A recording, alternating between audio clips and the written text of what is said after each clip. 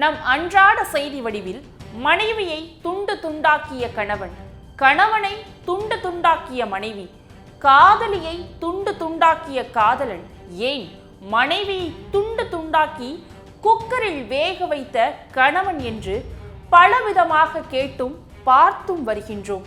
தற்போது மாமியாரை துண்டு துண்டாக வெட்டிய மருமகனை பற்றி இந்த தொகுப்பில் பார்க்கலாம்.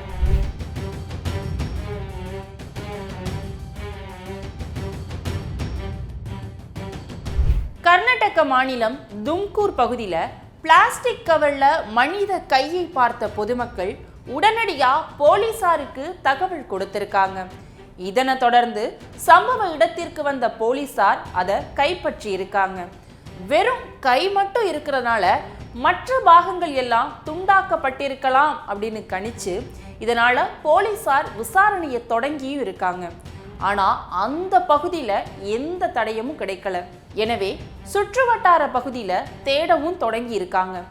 5 கிலோமீட்டர் தூரத்திற்கு தேடுதல் வேட்டையில உடல் பாகங்கள் ஒவ்வொன்றா கிடைத்திருக்கு. 19 துண்டுகளாக வெட்டிய மனித உடல் பாகங்கள் கிடைத்ததா சொல்லப்படுது. அதாவது 17 இடங்கள்ல கருப்பு மற்றும் மஞ்சள் நிற பிளாஸ்டிக் கவர்கள்ல உடல் பாகங்கள் கண்டெடுக்கப்பட்டிருக்கு. ஆனா தலைப்பகுதி மட்டும் கிடைக்கவே இல்லை போலீசாருக்கு. எனினும் கிடைத்த உடல் பாகங்கள் அனைத்தும் பரிசோதனைக்காக அனுப்பி வைக்கப்பட்டது. அந்த பரிசோதனையில கொலை செய்யப்பட்டது ஒரு பெண் அப்படிங்கிறது தெரிய வந்திருக்கு. இதையடுத்து தும்கூர் போலீசார் காணாமல் போன பெண்களின் விவரங்களை சேகரிச்சிருக்காங்க. அப்போதான் தெரிய வந்திருக்கு அது லக்ஷ்மி தேவம்மா, வயது 42 உடைய ஒரு பெண் அப்படின்னு. இந்த நிலையில லக்ஷ்மி தேவம்மா முகவரியை கண்டறிந்த போலீசார் அவங்களோட வீட்டுக்கு போயிருக்காங்க. அங்க லக்ஷ்மி தேவம்மா கணவர் இருந்ததா கூறப்படுது. அவர்கிட்ட விசாரணையும் நடத்தினதுல கடந்த ஆகஸ்ட் 3ஆம் தேதி லக்ஷ்மி தேவம்மா மகள் வீட்டிற்கு போனாங்கன்னு, அப்போ இருந்தே அவங்கள காணும் அப்படின்னு கணவர் தரப்புலேருந்தும் ஒரு தகவல் சொல்லப்படுது. உண்மையிலேயே லக்ஷ்மி தேவம்மா தான் கொலை செய்யப்பட்டாரா என மிகவும் குழம்பிய போலீசாருக்கு கொலை செய்யப்பட்ட பெண்ணின் தலை கிடைத்தது. முதலில் அந்த கையை பார்த்த குடும்பத்தினர் அது லக்ஷ்மி தேவம்மா இல்லை அப்படின்னு கூறிய நிலையில தலை கிடைத்த பின்னர் அது லக்ஷ்மி தேவம்மா தான் அப்படின்னு உறுதியும் செஞ்சிருக்காங்க. சுமார் 3 கிலோமீட்டர் சுற்றளவுல பல இடங்கள்ல உடல் பாகங்கள் கண்டெடுக்கப்பட்டதா சொல்லப்படுது. இந்த நிலையில கொலை செய்யப்பட்ட பெண் லக்ஷ்மி தேவம்மாவை யார் கொலை செய்தார், எதற்காக, எங்கு மாயமானார் என்று தெரியாமல் போலீசார் திணறி வந்திருக்காங்க. இதற்காக தனிப்படை போலீசார் அமைக்கப்பட்டதாகவும் கூறப்படுது. இந்த நிலையில லக்ஷ்மி தேவம்மா சென்ற அனைத்து பகுதிகளிலுமே கேமராவை போலீசார் தேடி இருக்காங்க. கேமராவின் பதிவுல தும்கூர் பகுதியில ஒரு சொகுசு கார் ஒன்று சென்றிருக்கு. அதில் இருந்த நம்பர் பிளேட்டு முன்னாடியும் பின்னாடியும் வேற நம்பர் பிளேட்டாவே இருந்ததா சொல்லப்படுது. இதனால சந்தேகமடைந்த போலீசார் அந்த காரோட உரிமையாளரை தேடும் படியில இறங்கியிருக்காங்க. இந்த நிலையில சதீஷ் என்பவருக்கு சொந்தமானதுதான் அந்த கார் அப்படிங்கிறது தெரிய வந்திருக்கு. இதனையடுத்து போலீசார் அவரோட பாணியில விசாரிக்க தொடங்கி இருக்காங்க. அதுல அனைத்து விஷயங்களையும் சதீஷ் கக்கி விட்டார். லக்ஷ்மி தேவம்மாவின் மருமகன் ராமச்சந்திரையா தான் கொலை செய்ய சொன்னதா சதீஷ் ஒப்புக்கொண்டிருக்காரு.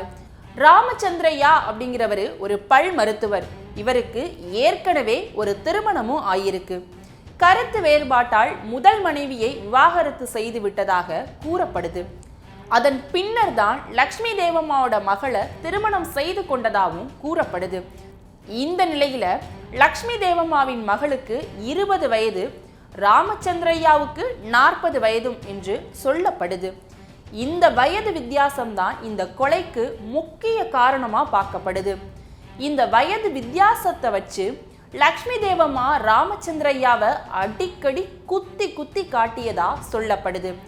ஆரம்பத்துல கண்டு கொள்ளாமல் இருந்த மருமகன் ராமச்சந்திரையா பின்னர் நாட்கள் போக போக வெறுப்பாகி இருக்காரு.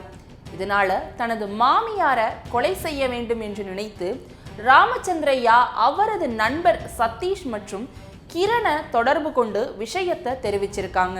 இதனை ஏற்றுக்கொண்ட சதீஷ் மற்றும் கிரண் ராமச்சந்திரையாவிடம் கொலை செய்ய பேரமும் பேசியிருக்கதா சொல்லப்படுது. இது மட்டுமல்லாம கொலை செய்ததற்காக புதிய கார் வாங்கி தருவதாகவும் சதீஷ் பெயரில் பதிவு செய்து தருவதாகவும் சொல்லப்பட்டு அதனையும் செய்து கொடுத்துள்ளார் ராமச்சந்திரையா.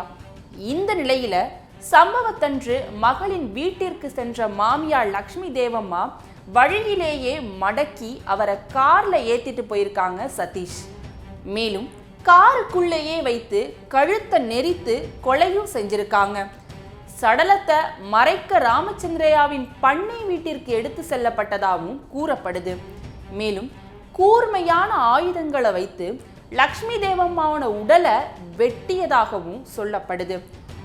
உடலின் பாகங்களை ஒவ்வொரு பகுதியிலையும் வீசிட்டா தப்பிச்சிடலாம் அப்படின்னு நினைச்ச ராமச்சந்திரையா ஆகஸ்ட் 6ஆம் தேதி அவர்களோட உடலை துண்டு துண்டா வெட்டி வீசியும் இருக்காரு.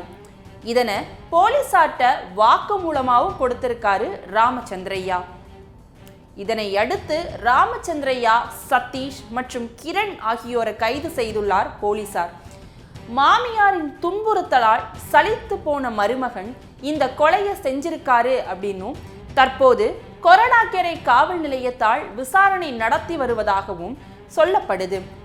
ஒருவரை பிடிக்கல அப்படின்னா அந்த நபரை விட்டு பிரிந்து செல்வது அல்லது அவர் பக்கம் செல்லாமல் இருப்பது ரொம்பவே நல்லது. கொலை செய்வது, பழி வாங்குவது, பணத்திற்காக செய்தாலும் எதற்காக செய்தாலும் குற்றம்தான்.